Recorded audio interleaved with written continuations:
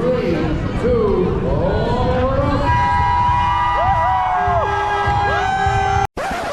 Wait, before we start running, let me tell you how I got here. It all started with my friend Rajvi. She told me that she was signing up for a 10K race and asked if I wanted to come along. Now, anyone who knows me, I hate to run. I'd rather do anything else but run. But then she told me what the run was for. 3, 2, 1, and we are off. So the event is called Sporting Life 10K, and I'm running for Campfire Circle, which is a charity that helps children with cancer and other serious illnesses experience the joy and healing of camp. I have joined Team Sophie, a family-driven group that has raised around $53,000 as of when I'm recording this, and that lets me proudly say that we were the third highest fundraising team out of more than 1,100 teams, which included corporate teams like TD, Porsche, and Questrade.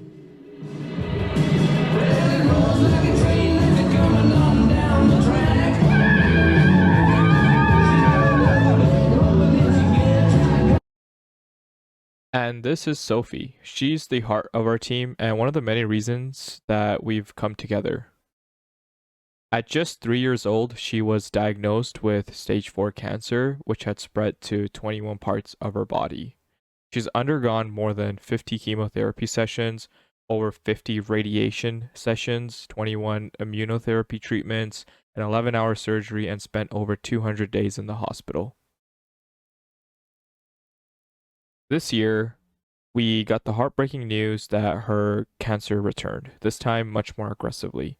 A tumor around her spine has made every day a battle against pain, spasms, and more. Even through all of this, she's remains a beacon of joy.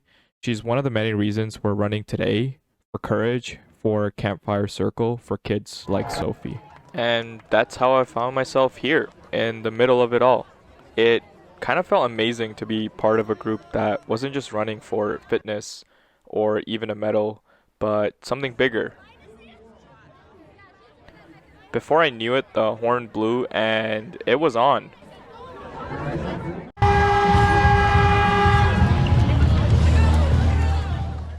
This was it, my first ever 10K. I had no training plan. I didn't even train for this. And I don't have a running background, so I was quite nervous about this. I didn't know what to expect. Would I even be able to finish? Would I cramp up at like 2 kilometers? Would I throw up on Yonge Street? The only thing that was keeping me going is quite literally just seeing other people running around me. There was such a diversity in age, from kids running beside their parents, to parents pushing strollers, to people my age, and even a few elderly people. Not to mention, Sophie was also with us for the most part, her parents beside her, though me and Rajvi did push ahead a little bit, and we did end up losing them. Since we were a larger team, there was news coverage, so a few cameramen were around us for a bit, but they were on segways, so I did mention to one of them that they were cheating, just to get a good laugh, but their cameras were much larger than mine.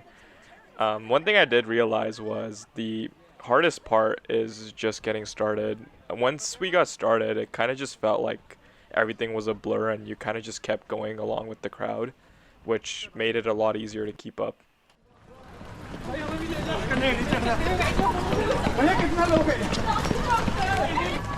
The first 3 kilometers, honestly, easier than I expected. We were running downhill, so it felt smooth, effortless almost, but it also gave us some time to settle into a rhythm and conserve our energy.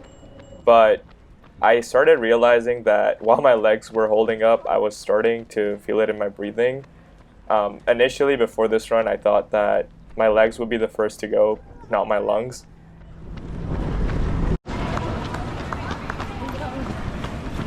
How are you feeling? I'm tired. By the end of the 3rd kilometer, the scenery had changed significantly. The high-rises were starting to show up more often, which meant that Toronto was starting to wake up around us. He's getting tired of holding this camera already. We already did 3K. Secret weapon. Look at him. Yeah, getting ready. Banana. Am I running that?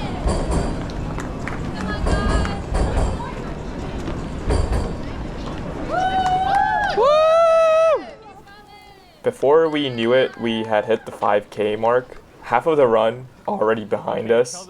From 3 to 5 kilometers, we had slowed our pace quite a bit because we were both definitely feeling it and starting to get tired.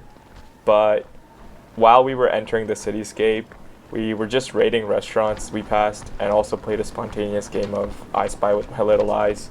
And we didn't even realize how quickly the distance was flying by. And also it was kind of cool to see that there were a lot of people on the sidelines cheering on all the runners, probably from people that had run the previous times because the run actually started at 7:30 and we were the 9 o'clock group. Got to eat in center. Wow. Right?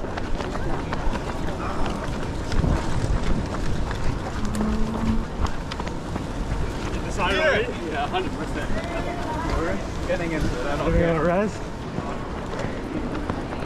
Oh, this is also a hot pot, but they don't have that chicken. Alright, run till the next red light.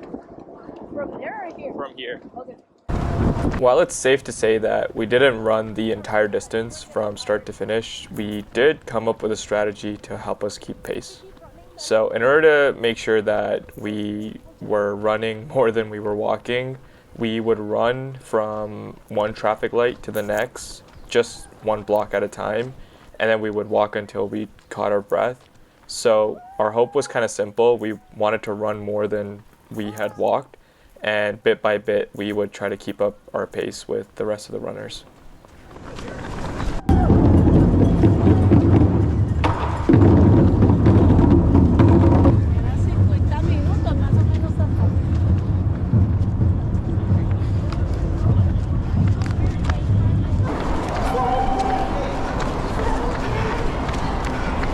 Oh, I'm done. After running for almost a kilometer and passing the 7-kilometer mark under the bridge, it was really nice to be back in the sun. Running in the shade and with Lake Ontario right beside us, I finally realized how cold this spring morning really was. And it also helped that the water stations were finally in sight because we definitely needed that.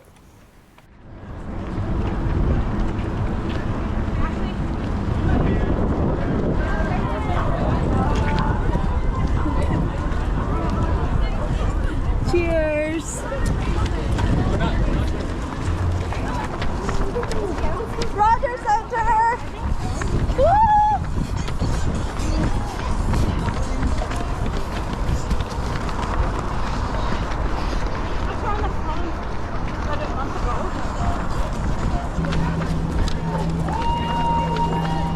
We're doing good. Really good. Yeah.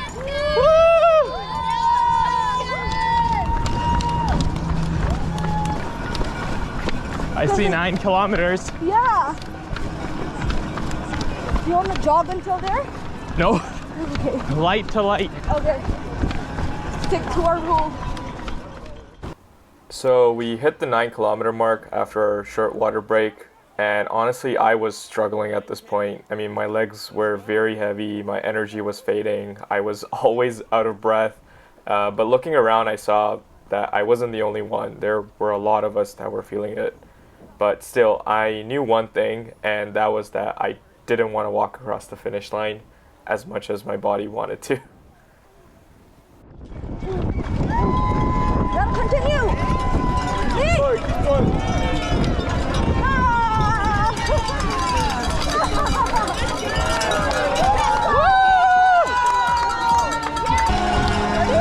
You gotta.